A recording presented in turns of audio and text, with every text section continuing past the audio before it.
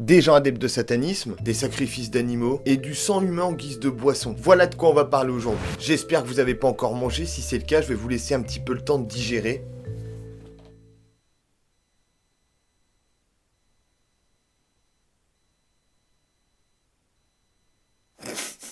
C'est très long. C'est bon, ton poisson pané est bien descendu, on peut passer à la suite. Alors parlons de John Alexander Lawson, plus connu sous le nom de Pazuzu. Qui est ou qui était cet homme? Peut-être que certains d'entre vous le connaissent ou pas. Alors je vais vous raconter son histoire, et franchement, elle est pas Jojo. Des gens disent encore Jojo?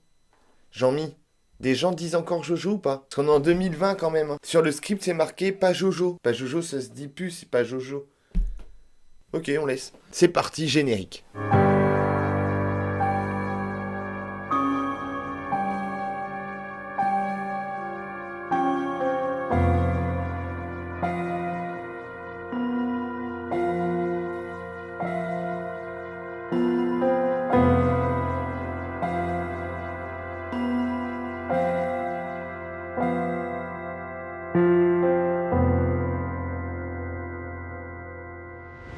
John est né le 12 août 1978 à San Francisco en Californie. Malheureusement, on connaît que très peu de choses sur son passé, sur son enfance, parce qu'à chaque fois qu'il a raconté, la version changeait énormément, c'était jamais la même chose.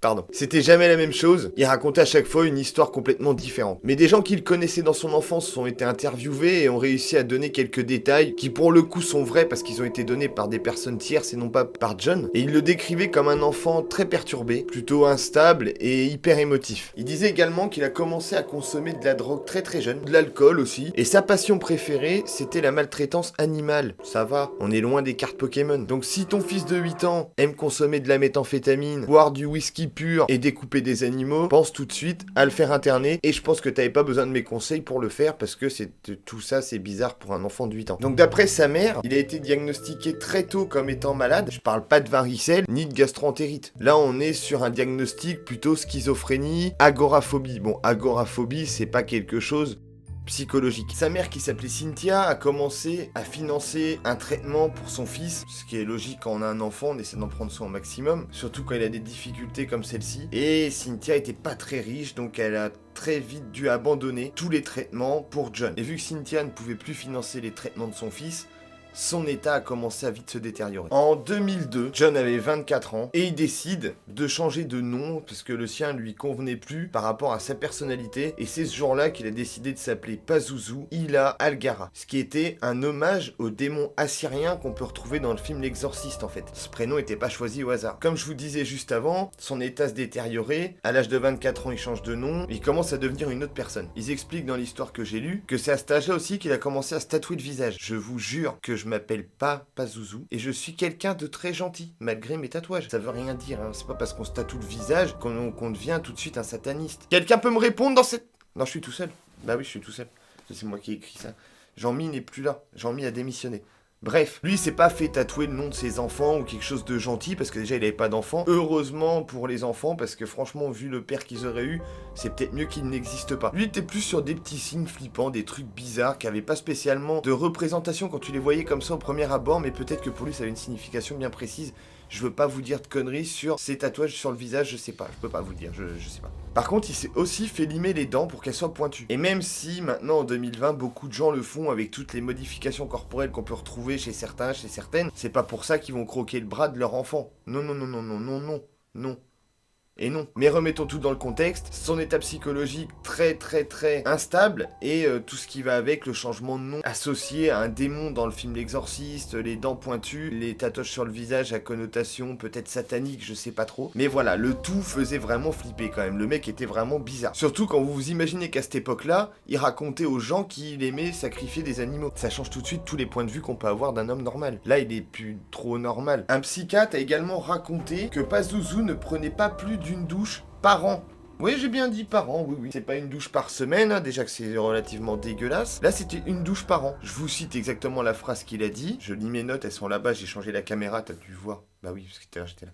L'hygiène personnelle dépouillait le corps de ses défenses pour prévenir les infections et les maladies. Je pense que sur lui, il avait déjà le Covid à l'époque. Il a dû le créer sur lui, le Covid. Donc Pazuzu vivait dans une petite ville qui était très chrétienne. Et lui, c'était un peu tout le contraire dans cette ville. C'était le diable, hein. Tout le monde croyait en Dieu et il y avait le diable qui se promenait, quoi. Sauf qu'il s'habillait pas en Prada.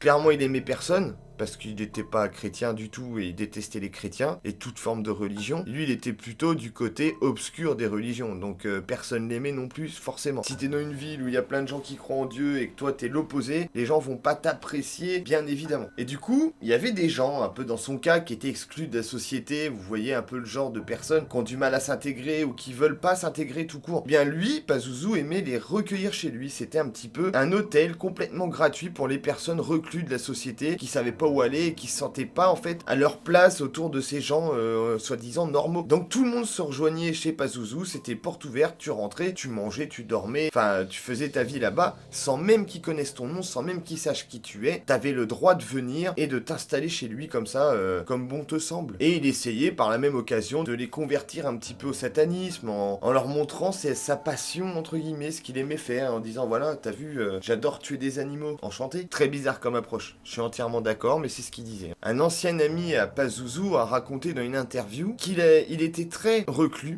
très dans son coin, mais il avait une sorte de charisme. Il arrivait en fait à ne pas être aimé d'une grande partie de la population, mais le peu de personnes qui l'aimaient beaucoup en fait. Il avait vraiment une personnalité très spéciale que peu de gens appréciaient, mais quand les gens l'appréciaient, c'était vraiment beaucoup. Donc sa maison, on en parlait il y a 2 minutes, c'était devenu un point de rendez-vous et on va dire une très très bonne adresse pour tous les gens qui souhaitaient s'écarter de la population de manière générale. D'ailleurs quand tu tapais son adresse sur TripAdvisor, vous pouvez voir endroit agréable, 4 étoiles, à refaire rapidement. Très bon séjour. Le crack est de très bonne qualité, c'est pas du surgelé. Les animaux sacrifiés sont du jour. C'est frais. Voilà.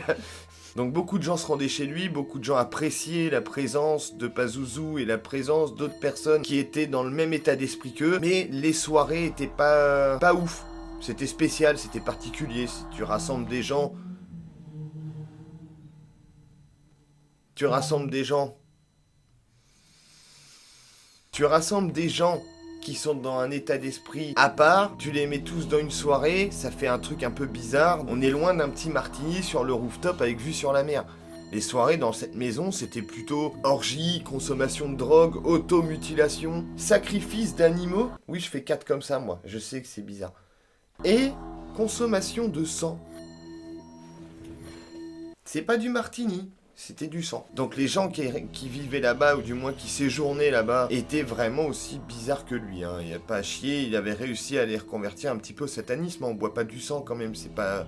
Le sang c'est dans le corps là, mais dans les veines, pas dans l'estomac.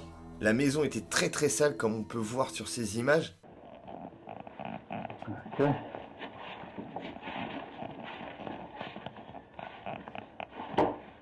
Look at those rooms back there. Look at that. Step. Jesus Christ. Sir, did you by chance get the mold coming through the roof? Watch your step, there's a lot of broken glass. Okay.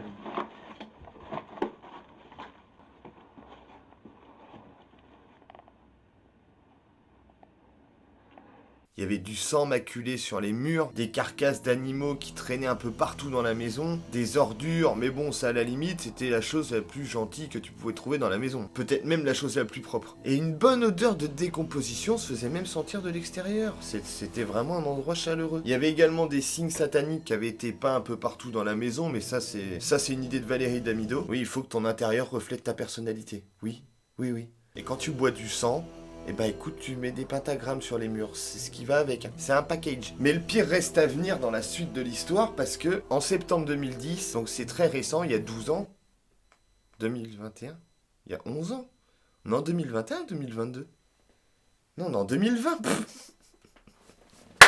Non mais je suis perdu, on est en 2020. Donc c'était il y a 10 ans. Le corps de Joseph Emmerich Chandler a été retrouvé, non pas chez Pazuzu, mais dans le comté de Yadkin, que je ne connais pas du tout. Et Pazuzu en fait a été accusé à ce moment-là d'avoir caché des preuves, d'avoir caché des informations aux enquêteurs de l'époque qui avaient un peu fait le tour d'un suspect potentiel. En ayant retracé sa vie, il s'était arrêté chez Pazuzu, ils l'ont interrogé et il a complètement menti aux enquêteurs et il l'avait carrément hébergé et ça il l'a pas dit, il a pas voulu le dire. Donc à partir de là on savait même que Pazuzu côtoyait potentiellement des tueurs. Et bingo, en 2014, je ne fais plus de calcul maintenant, ok ?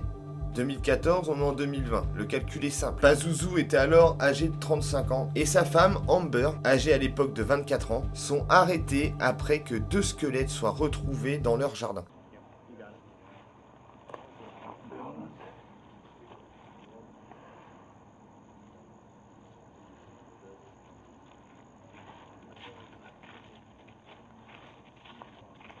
Et on n'était plus sur des squelettes de lapins, ou des squelettes de chats ou de chiens. Là, on était sur 2 squelettes humains. Et les 2 victimes sont rapidement identifiées comme étant Joshua Frederick.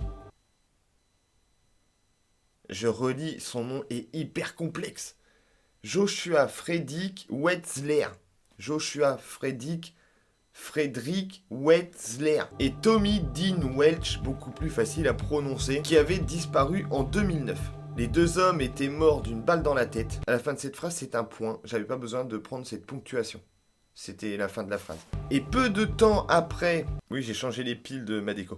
Et peu de temps après l'arrestation de Pazuzu, la police arrêta la 2e fiancée, dénommée Crystal, qui aurait aussi été impliquée dans la mort d'un des 2 corps retrouvés dans le jardin. Elle aurait plutôt aidé à enterrer un des 2 cadavres, du coup, et le rapport d'enquête dit complètement la vérité, parce qu'en fait, Pazuzu aurait tué un des 2 hommes, sa femme l'aurait aidé à l'enterrer, et le 2e homme aurait été tué par sa femme, et Pazuzu l'aurait aidé à enterrer. C'est un échange de bons procédés, comme par exemple quand tu prêtes ta perceuse à ton voisin, et qu'il te prête sa tondeuse à gazon, tu vois. La maison des horreurs, comme tout le monde l'appelait là-bas, a été détruite en 2015. Donc il y a 5 ans, là j'ai bon là. Et en octobre 2015, le 28 pour être exact, j'aime être précis, Pazuzu est retrouvé mort dans sa cellule. Il se serait apparemment suicidé. Il avait une énorme coupure au bras qui s'est vidé de son sang. Par contre, ils n'ont jamais retrouvé l'objet avec lequel il avait réussi à se couper le bras.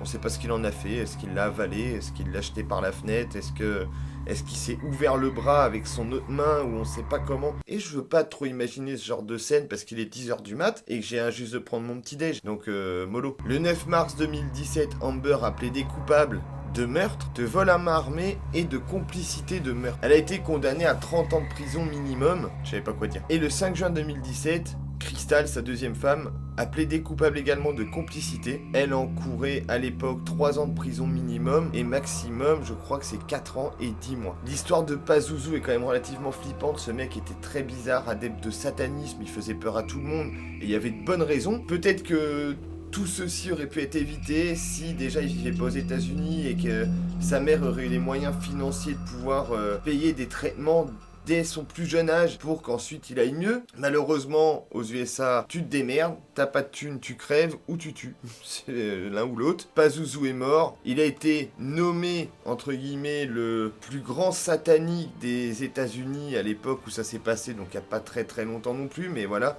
C'est la fin de l'histoire de Pazuzu. En tout cas, je préfère quand même mes voisins, même si parfois je me plains que le mercredi soir vers 23h, ils trinquent et ils s'amusent un peu. J'espère juste qu'ils trinquent pas avec des verres de sang.